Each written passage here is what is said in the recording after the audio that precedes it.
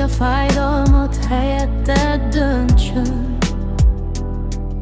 Sírj, gyászolj, roskodj össze, mikor az kell, ám semmi sem lehet életed végéig teher.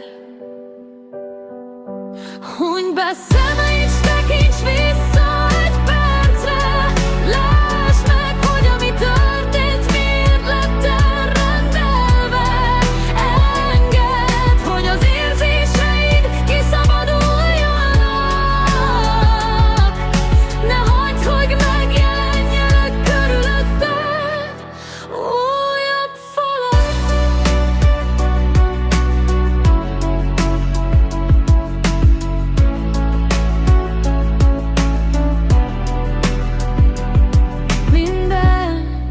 Ami történik most veled, kell ahhoz, hogy boldog legyen életed. Ne csak nézd, lásd is, ami történik.